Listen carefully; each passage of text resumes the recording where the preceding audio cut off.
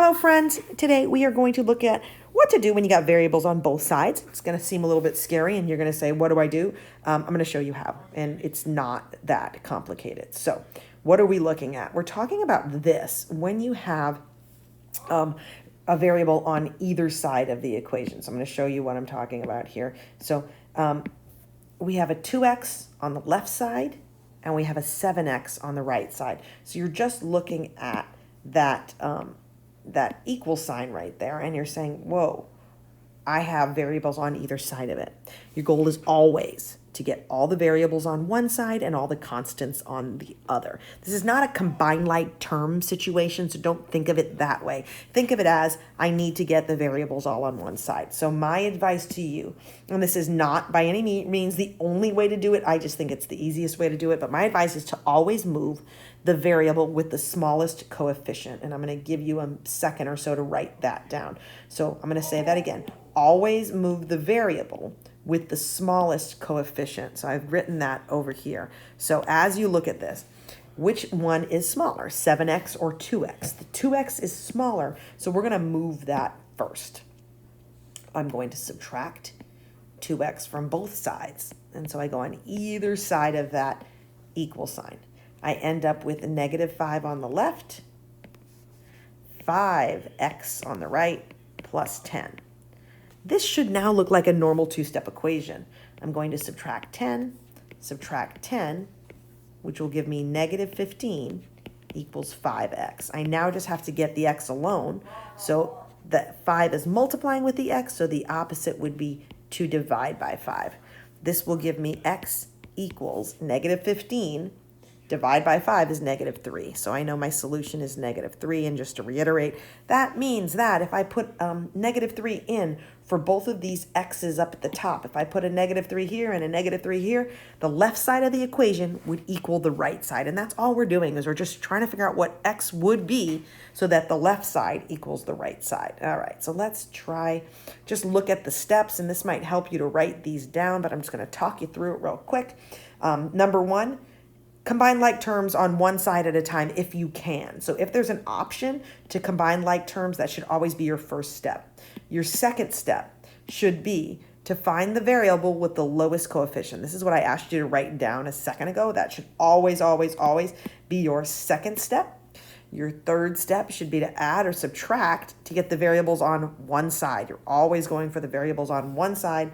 And then your final step, your final thing to do is just solve it like normal. You all know how to do a two-step equation at this point, so just solve it by normal, add or subtract, and then divide. All right, so let's put this into play a couple of times together, and then I'll give you a chance to just test it out on your own. All right, so here we have 3x minus 8 plus x equals 2x plus 4. I'm going to start by throwing down that middle line so I know where the equal sign is and I don't lose sight of that. And I do recommend you always start with that. Okay, so first thing we're supposed to do, according to those rules I just showed you, is to combine like terms. Nothing to combine on the right side, right? There's nothing to combine over here. There's nothing to do here, right? But on the left side, it looks like I have a 3x and a positive x. So my first step will be to combine these terms, put them together. Okay, so 3x plus x will give me, that's right, 4x. So I end up with 4x minus 8 on the left side and 2x minus 4 on the right side.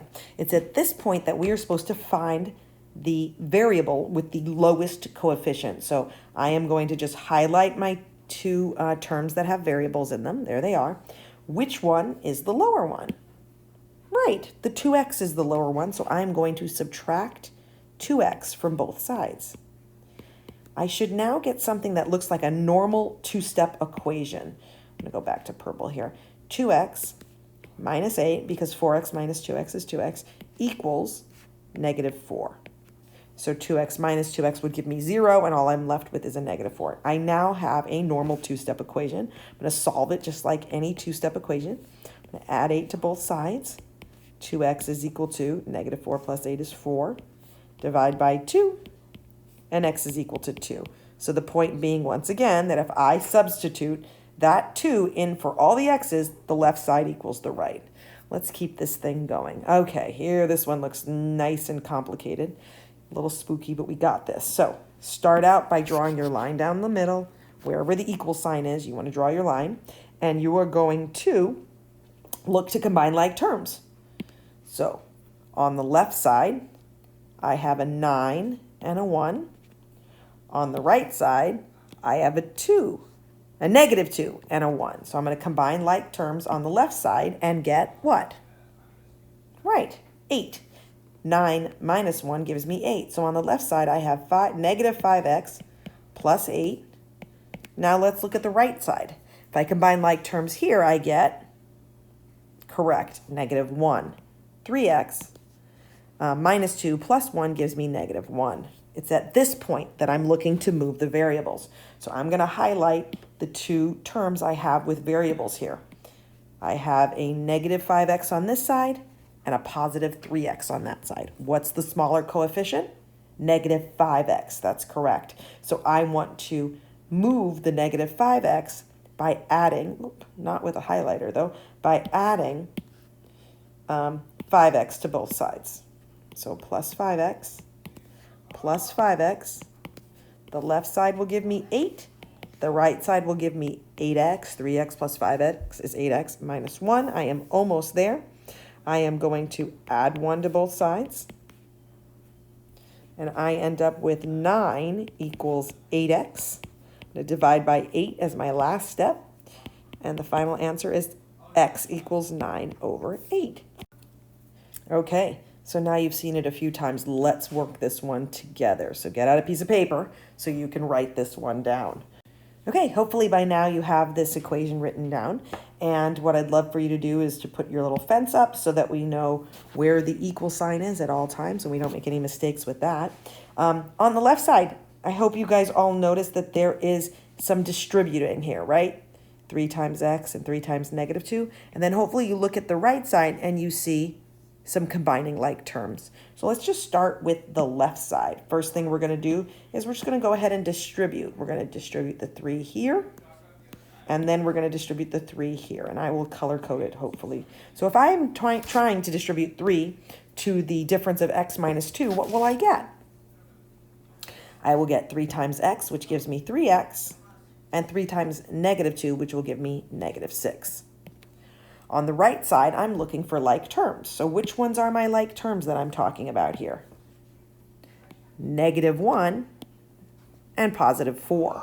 So when I combine those like terms, I end up with 3. That's correct. So 5x plus 3. All right. I'm now at that step where I'm looking for the lowest coefficient. So first thing I want to do is highlight my variables with coefficients. And they are 3 and 5. Which one's my lower one? Which one's my smaller one? Well, 3 is smaller than 5, so that's the one I'm going to look to move. So I'm going to move a positive 3x by subtracting 3x. I always want to do the opposite, right? If it's positive, I want to subtract. If it's negative, I want to add. This is going to leave me with negative 6 on the left side because 3x minus 3x is 0. And 5x minus 3x is 2x, and then there's still that 3 over there. It now looks like a normal 2-step equation. What are the last 2 steps? Well, first of all, I want to get this chunk, this 2x alone. So I'm going to subtract 3. It's going to give me negative 9 equals 2x, and then I'm going to divide by 2. So x equals negative 9 over 2. You can always make it a mixed number, but I am totally fine with improper fractions here. Okay. The last one I would love for you to try on your own, and hopefully you'll get the right answer. Did you get x equals 4? I hope so. Thanks for playing.